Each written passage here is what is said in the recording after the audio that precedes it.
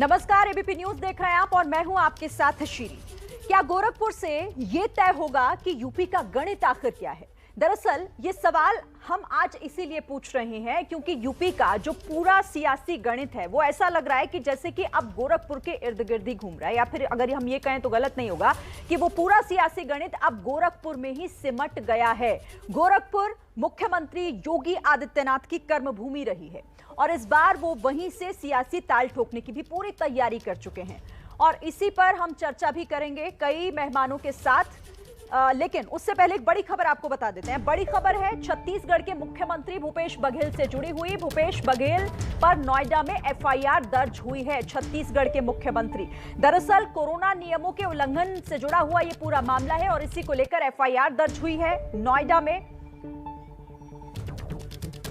पंखुड़ी पाठक के समर्थन में चुनाव प्रचार करने के लिए गए थे। देखिए तस्वीरें भी आपके सामने हैं, लेकिन ऐसे में वो नियमों का पालन करना भूल गए। भारी भीड़ के साथ बिना किसी प्रोटोकॉल को फॉलो किए वो यहां पर गए और आप देखिए तस्वीरों को देखकर ही आप समझ सकते हैं कि किस तरीके से नियमों को तोड़ा गया और इसी वजह से उनके खिलाफ ये एफआईआर दर्ज हुई है नोएडा में। भूपेश बघेल छत्तीसगढ़ के मुख्यमंत्री, पंखुड़ी पाठक जो चुनाव लड़ रही हैं यहीं से और उन्हीं के समर्थन में लोगों के बीच प्रचार करने तो पहुंच गए, लेकिन देखिए पंखुड़ी पाठक को भी आप देख रहे हैं, उन्होंने भी मास्क नहीं लगाया हुआ। भूपेश बघेल खुद तो मास्क जरूर लगा रहे हैं लेकिन अपने आसपास के लोगों का शायद उन्हें ध्यान नहीं। भारी भीड़ के साथ लोगों के बीच वो पहुंचे। चुनाव आयोग ने डोर टू डोर कैंपेन के लिए सिर्फ 5 लोगों को इजाजत दी है, लेकिन आप तस्वीरों को देखकर अंदाजा लगा सकते हैं कि कितने लोग उनके साथ दिखाई दे रहे हैं और इन्हीं नियमों के उल्लंघन को देखते हुए नोएडा में एफआईआर दर्ज हुई है। कांग्रेस के प्रत्याशी पंखुड़ी पाठक के कैंपेन में कोरोना नियमों की अनदेखी, लेकिन यहां पर भूपेश बघेल छत्तीसगढ़ के मुख्यमंत्री हैं, पंखुड़ी पाठक के समर्थन में वोट की अपील करने लोगों के बीच पहुंचे थे, लेकिन नियमों का पालन करना भूल गए और इसीलिए एफआईआर दर्ज हुई है। चलिए आगे बढ़ते हैं, अब बात कर लेते हैं उसी सवाल की जिसकी शुरुआत में जिसका मैंने जिक्र किया था कि क्या अब जो उत्तर प्रदेश का चुनाव है वो पूरी तरीके से सिमटकर गोरखपुर पर आकर रुक गया है, टिक गया है?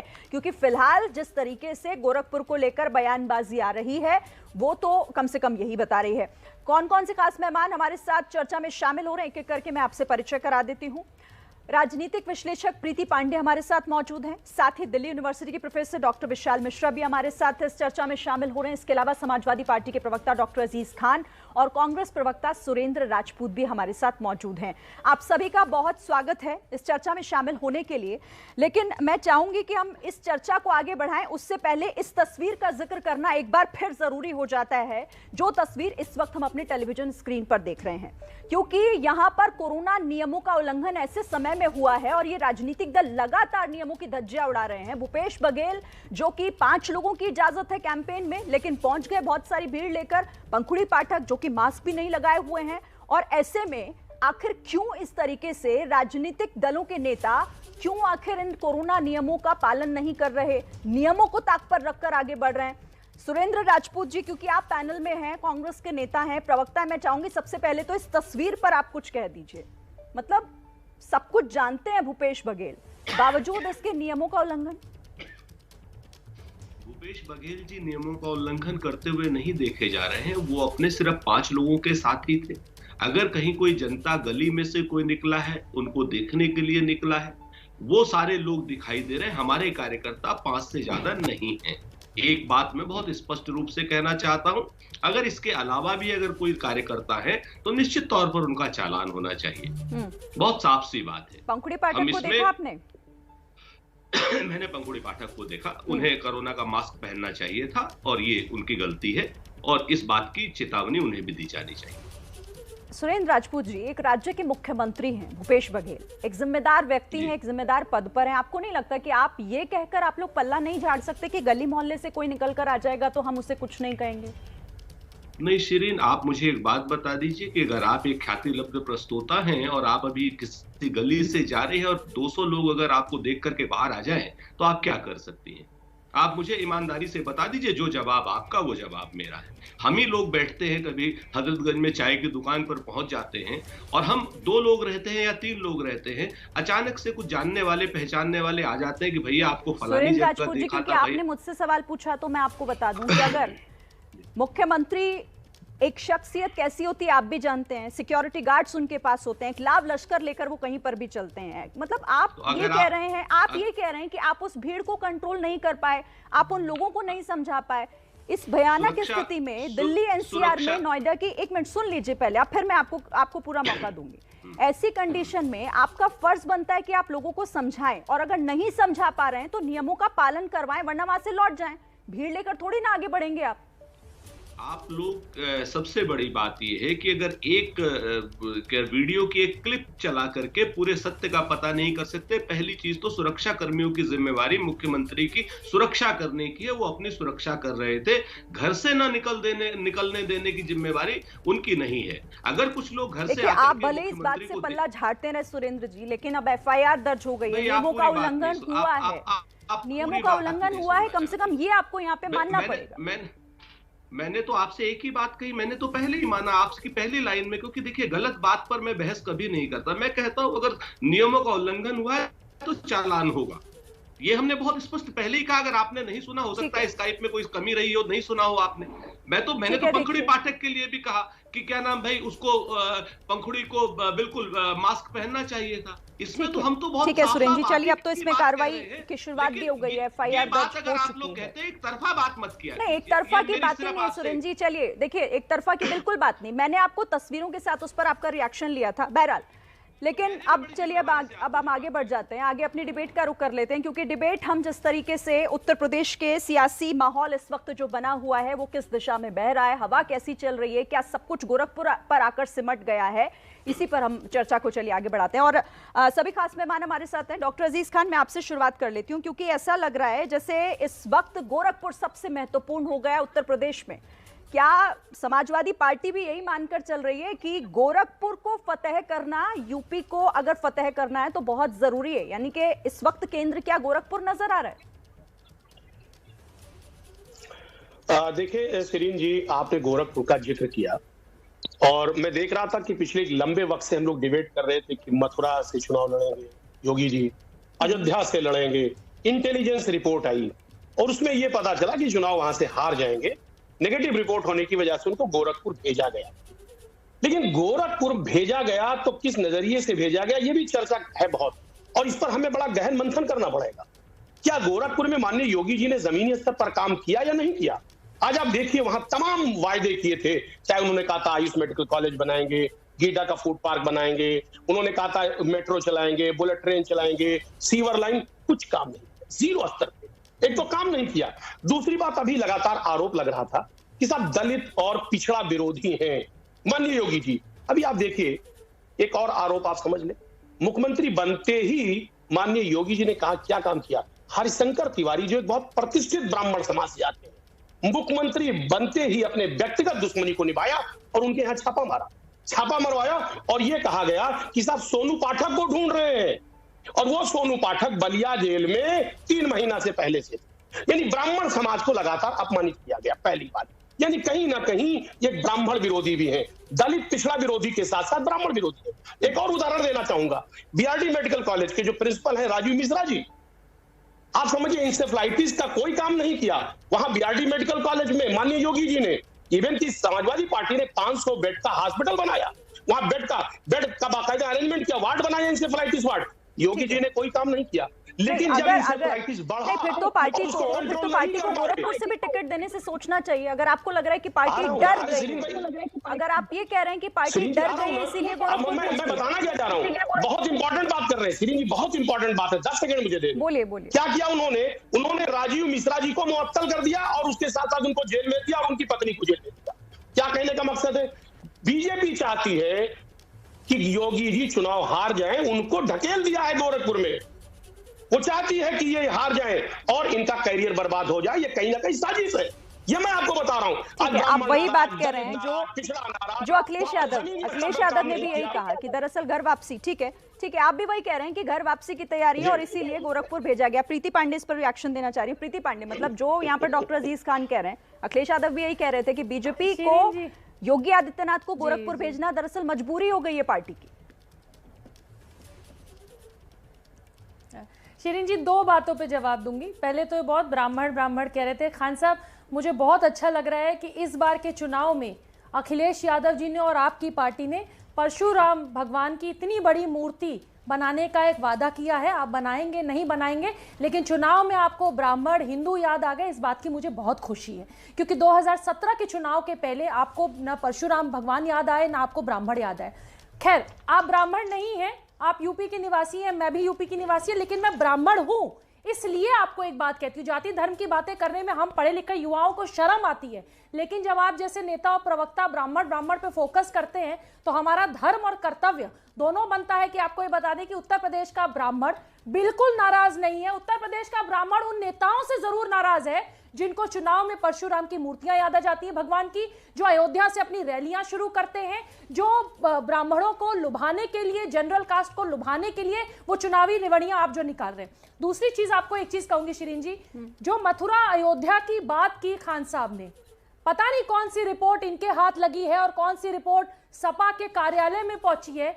जो व्यक्ति जिस व्यक्ति ने, जिस महान व्यक्ति ने, जिस उत्तर प्रदेश के मुख्यमंत्री ने, योगी जी ने, जिसने राम के मंदिर का शिलान्यास रखा, आप उसको ये बात कह रहे हैं कि मथुरा और अयोध्या से हार जाते। आपकी ये रिपोर्ट लगता है सपा के ही कार्यकर्ताओं ने बनाई थी और सपा के कार्यकर्ताओं ने आपको दी। क्योंकि चर्चाओं का चुनाव बाजार मथुरा से लड़ते हैं, अयोध्या से लड़ते हैं, फिर भी वो जीतते। अयोध्या को लेकर बहुत ज्यादा चर्चा और तीसरी बात आपको कहती हूँ शिरीन जी, एक आखिरी बात कहती हूँ। देखिए, अयोध्या से तो मुझे लगता है भाजपा का कोई भी नेता लड़ता वो अयोध्या से जीत जाता, ये आपको भी पता है, क्योंकि राम मंदिर बनने के बाद वहां का जो एक माहौल है वो अलग है। तीसरी चीज ये बात जरूर कहूंगी कि गोरखपुर में योगी आदित्यनाथ 1998 से सांसद हैं। एक बार जो व्यक्ति चुनाव नहीं हारा हो, और वो ये भी तो हो सकता है कि 2017 के बाद वो अपने लोगों से, अपनी पब्लिक से, अपने जिन जनता के बीच वो रहे, उससे वो अलग है, और आज वापस जाके गोरखपुर चुनाव लड़ना चाहते हैं, बुराई क्या है? ठीक है डॉक्टर अजीज खान, मैं आपके पास आऊंगी आपके रिएक्शन के लिए, लेकिन डॉक्टर विशाल मिश्रा भी हमारे साथ हैं, रिएक्शन में उनसे भी ले लेती हूँ। डॉक्टर विशाल मिश्रा, मतलब उत्तर प्रदेश में गोरखपुर की गूंज तो ऐसे है जैसे सब कुछ गोरखपुर से ही तय होगा, मतलब सियासी गणित इतना मजबूत है क्या इस वक्त गोरखपुर का कि उत्तर प्रदेश में चुनावों का केंद्र वही नजर आ रहा है? देखिए शिरीन जी, मैं समाजवादी पार्टी की प्रवक्ता की जरा आप तो देखिए कि कुछ दिन पहले हम लोग इसी चैनल पर डिबेट में थे, तो खान साहब कह रहे थे कि हिम्मत है तो गोरखपुर से लड़के देख लें, जब बात चल रही थी कि अयोध्या से लड़ेंगे। आवाज नहीं आ रही, प्लीज आवाज बढ़ा दें। लेकिन अब आज देखिए, जब अब वो गोरखपुर से चुनाव लड़ रहे हैं तो कह रहे हैं कि वहां से फीडबैक मिला था कि अयोध्या से चुनाव हार जाएंगे। खान साहब, कुछ दिन पहले तक तो भी आप कह रहे थे हमारे साथ ही डिबेट में कि गोरखपुर की जनता उनको पसंद नहीं कर रही है, इसलिए वो अयोध्या से चुनाव लड़ने की सोच रहे हैं। आज आप कह रहे हैं कि अयोध्या की जनता नहीं पसंद कर रही थी, फीडबैक था, इसलिए गोरखपुर से जो है वो चुनाव लड़ रहे हैं। मैं आपसे पूछना चाहता हूं कि आपके नेता कहां से लड़ेंगे, कुछ तो बता दीजिए। लड़वा दीजिए गोरखपुर से माननीय मुख्यमंत्री योगी आदित्यनाथ महाराज जी के अगेंस्ट में, या उत्तर प्रदेश के 75 जिलों में से जिसको बहुत सुरक्षित मानते हो, सैकई, मैनपुरी, कन्नौज, इटावा, वहीं से लड़वा दीजिए। दूध का दूध, पानी का पानी हो जाएगा। लेकिन खुद तो चुनाव लड़वाएंगे नहीं, और जब वो चुनाव लड़ रहे हैं, अपने आप को आप नेता कहते हैं, जनता का नेतृत्व है आपके पास, आप कहते हैं जनता आपको पसंद कर रही है, तो जनता के बीच में जाइए ना। ठीक है, फिर यहाँ पर टीवी चैनल पर बैठकर ये कहना कि गोरखपुर की जनता उनको पसंद नहीं करेगी, उनको गोरखपुर ढकेल दिया गया है। गोरखपुर में कितने विकास के काम हुए हैं ये आपको दिखता है? डॉक्टर अजीज खान, ये सवाल पूछ रहे हैं और बीजेपी बार-बार ये सवाल पूछ रही है, बीजेपी की तरफ से भी बार-बार ये कहा जा रहा है कि भाई अखिलेश यादव अपने पत्ते क्यों नहीं खोल रहे? सिरीन जी 10 सेकंड, मैं इनसे पूछना चाहता हूँ, गोरखपुर फर्टिलाइजर प्लांट किसने शुरू कराया? कब से बनता गोरखपुर फर्टिलाइजर प्लांट, बताइए आप, शुरू कराया कि नहीं शुरू कराया? ठीक है, चलिए आप सुनिए। ठीक है डॉक्टर विशाल मिश्रा, आप सुन लीजिए, अब जवाब ले लेते हैं डॉक्टर जी। देखिए, मैं पहले तो 2-3 बातें करूंगा। आपने काम की बात की, इसलिए काम की बात भी कर ले, हम दूसरे मुद्दों पे आएंगे। आपने कहा था गोरखपुर यूनिवर्सिटी को सेंट्रल विश्वविद्यालय बनाएंगे, बनाया नहीं? बनाया ना। मदन मोहन मालवीय इंजीनियरिंग कॉलेज को आप समझिए टेक्निकल यूनिवर्सिटी का दर्जा किसने दिया? समाजवादी पार्टी ने दिया। हम जो कहते हैं वो करते हैं।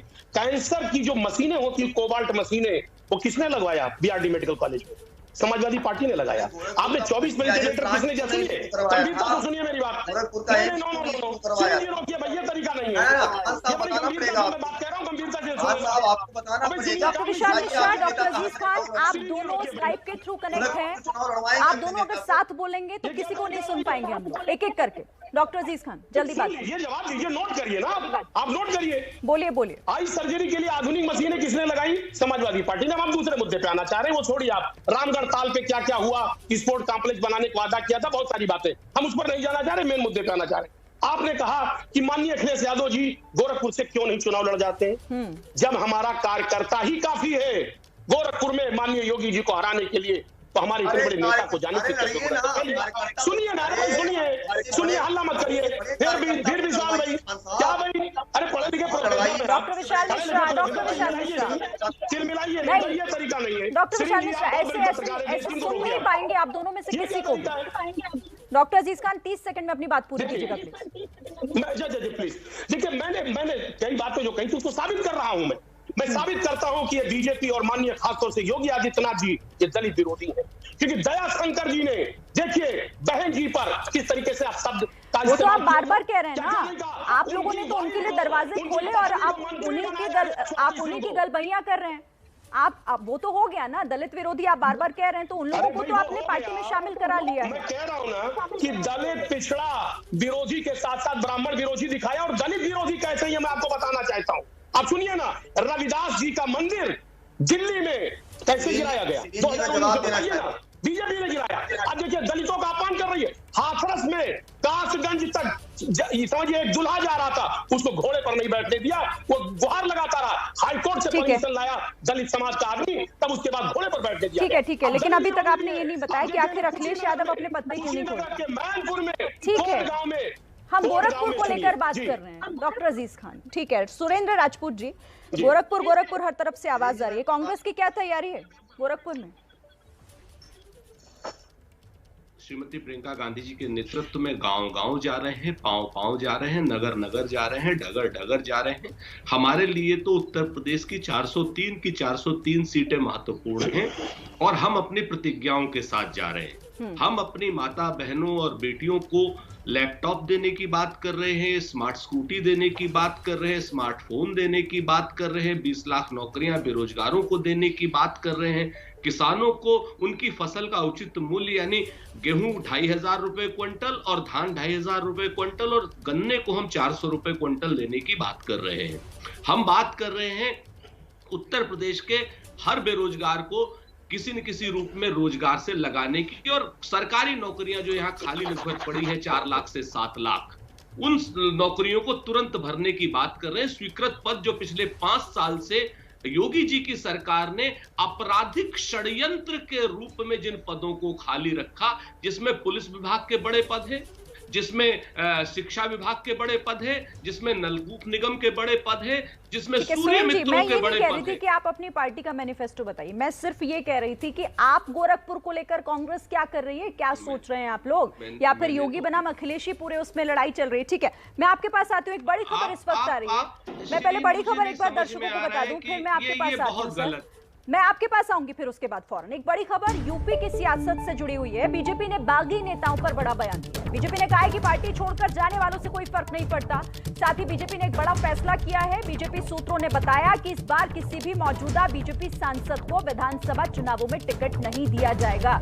बड़ी खबर इस वक्त की, और इस पर ज्यादा जानकारी के साथ मेरे सहयोगी विकास भदौरिया जुड़ गए। विकास, क्या है ये पूरी खबर? और जी हाँ, बिल्कुल। देखिए शिरीन, पार्टी के एक वरिष्ठ नेता से हमारी मुलाकात हुई और उन्होंने बताया कई मुद्दों पर पार्टी का रुख साफ किया है। सबसे पहले तो उन्होंने बताया कि बीजेपी एक बार फिर से 300 से ज्यादा सीटें जीत के आएगी और पहले 2 चरण के टिकटों के आधार पर हम कह सकते हैं। उन्होंने कहा कि जितनी सीटें, यानी कि पिछली बार 83 सीटें अभी तक घोषित उम्मीदवारों में से जीती थी, उतनी फिर से जीतेंगी। लेकिन बागी नेताओं पर बड़ा बयान दिया है। बागी नेताओं पर बड़े नेता ने हमें बताया कि जो बागी नेता हैं वो आरक्षण का जो मुद्दा उठा रहे हैं वो गलत है। उसमें उन्होंने साफ किया कि पिछड़ों के आरक्षण को ना तो रोका गया है, ना ही आरक्षण से जुड़ा कोई मुद्दा पेंडिंग है, और इसलिए इन नेताओं से पूछा जाना चाहिए कि वो कौन से स्पेसिफिक मुद्दे हैं जिनको वो बार बार सभाओं में, मंचों पर उठा रहे हैं। साथ ही साथ पार्टी के वरिष्ठ नेता ने साफ किया कि बीजेपी टिकट उसी को देगी जो पार्टी को जिताने की गारंटी देता हो। इसके लिए जो सिटिंग एमपी हैं उनको किसी को भी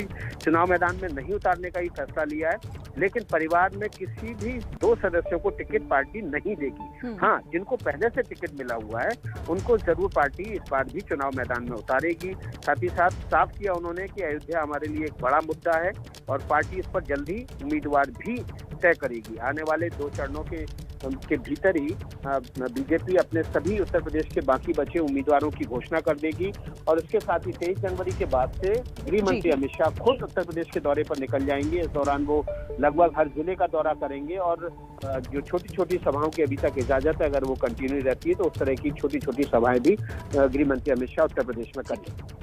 शुक्रिया आपका विकास इस जानकारी के लिए। तो ये बीजेपी की तैयारी चुनावों को लेकर टिकट बंटवारे पर काफी कुछ साफ यहां पर करते हुए, जिसमें यह भी कहा गया कि एक परिवार के 2 लोगों को टिकट नहीं देगी। अपर्णा यादव शामिल जरूर हो रही हैं लेकिन टिकट नहीं मिलेगा, सूत्र ये जानकारी दे रहे हैं।